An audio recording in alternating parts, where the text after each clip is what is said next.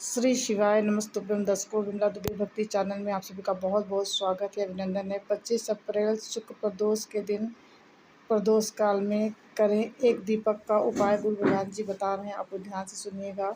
जो चैनल में न्यू है दर्शकों, चैनल को सब्सक्राइब करें, लाइक कमेंट ज़रूर कर दें, बेल आइकन दबाना आप लोग बिल्कुल भी ना भूलें। तो आगे सुनिए गुरु भगवान जी की आवाज़ में कि वो हमें क्या बता रहे हैं। आप लोग ध्यान से सुनिए और इस उपाय को अवश्य कीजिएगा।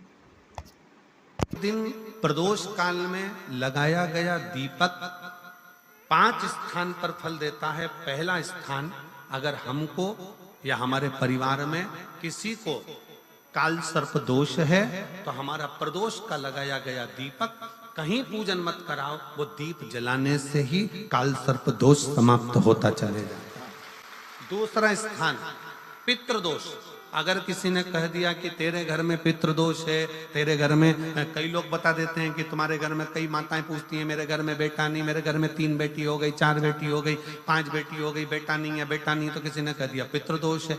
अब तुम शंकर जी की पूजन कर रहे हो, शंकर जी पे जल चढ़ा रहे हो, शिव की स्तुति कर रहे हो, तो किसी किसी की यहाँ 3 बेटियों के बाद, 4 बेटियों के बाद, एक माता ने तो लिखा है कि उसके यहाँ 2008 में उसके घर में लड़की ने जन्म लिया था, या 2008 में उसके घर में बच्चे ने जन्म लिया था, लड़की।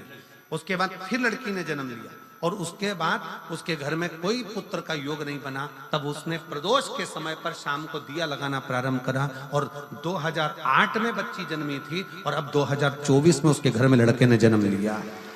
कि प्रदोष काल का लगाया गया दीपक, प्रदोष काल, प्रदोष के दिन, प्रदोष काल का जो दीपदान होता है वो सरल नहीं होता, वो सहज नहीं होता। 5 स्थान की पूर्ति करता है। पहला स्थान किस चीज के लिए? काल सर्प दोष के लिए। दूसरा, पितृदोष।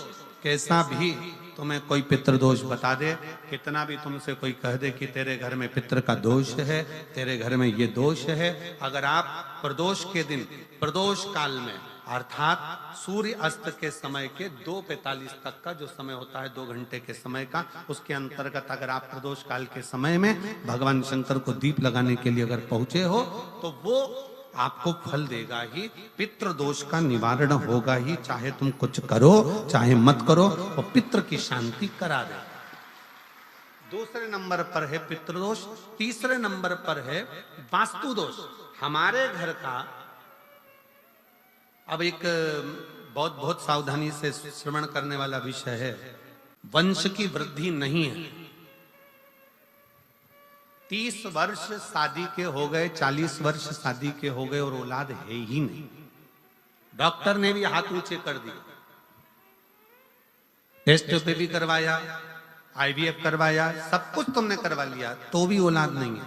तब आखिरी में एक काम चालू करो, प्रदोष का दिन दोनों पति पत्नी व्रत चालू कर दो प्रदोष का, और प्रदोष काल में शाम के समय जाकर एक ही दिए में 2 लंबी बाती जानते हो ना, रुई की लंबी कपास की बाती 2, और दोनों बाती एक ही दिए में रखकर पति पत्नी दोनों उसको प्रज्वलित करना प्रारंभ करें। बाबा संतान देकर ही रहेगा, औलाद आएगी ही।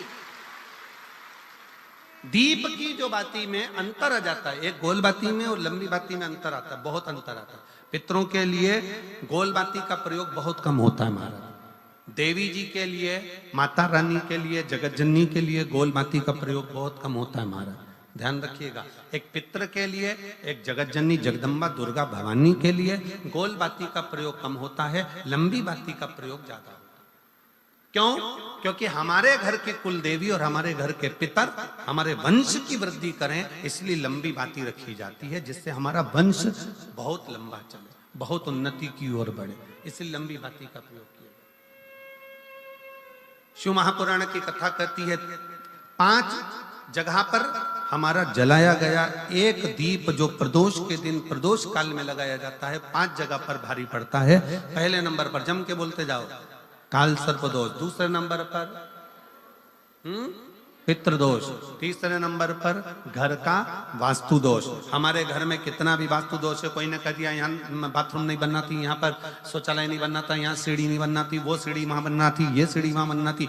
तुम पूरा घर तोड़वा के देख लो, उसके बाद में जैसा वास्तु वाले हैं वैसा करा कर देख लो, उसके बाद भी तुमको शांति नहीं मिले तो समझ लेना कि तुम्हारे घर में अब वास्तु दोष तो तुमने दिखाकर समाप्त कर लिया, फिर भी वो समाप्त नहीं हो रहा तो प्रदोष काल का लगाया गया प्रदोष के समय का दिया आखिरी में वास्तु दोष को भी समाप्त कर देता है और उसमें भी फल प्रदान करता है। काल सर्प दोष, पितृदोष, वास्तु दोष। चौथे नंबर पर 1 रुपया कमाया, 1.25 रुपये खर्च हुआ, पैसा आया गया। ये चौथे नंबर का व्यापार में थोड़े दिन दुकान अच्छी चली, थोड़े दिन बैठ गए, थोड़े दिन काम चला, थोड़े दिन बैठ गए, गाड़ी चली थोड़े दिन फिर बैठ गए, अर्थात हमारी फैक्ट्री थोड़े दिन चली फिर बैठ गए, कहीं ना कहीं तकलीफ, थोड़े दिन खाते थोड़े दिन रोते वाला चल रहा है। तो प्रदोष काल का प्रदोष के समय का दिया इस दुख को समाप्त कर कर रेगुलर एक जैसी सांझी, एक जैसी लक्ष्मी की वृद्धि करते चले गए। प्रदोष काल का। और 5वें नंबर का प्रदोष काल का दिया, प्रदोष समय का दिया 5वें नंबर पर रोग का निवारण का। दर्शकों, प्रदोष काल में प्रदोष के दीपक का जो उपाय गुरु भाई ने बताया है आप तो जरूर कीजिएगा। यदि वीडियो अच्छी लगे तो ज़्यादा शेयर करें, लाइक कमेंट जरूर कर दीजिएगा, बेल आइकन दबाना बिल्कुल न भूलिएगा। नेक्स्ट वीडियो में एक नई जानकारी के साथ, एक नए उपाय के साथ आप सबके समक्ष फिर से आती हूँ। तब तक के लिए नमस्कार, प्रणाम।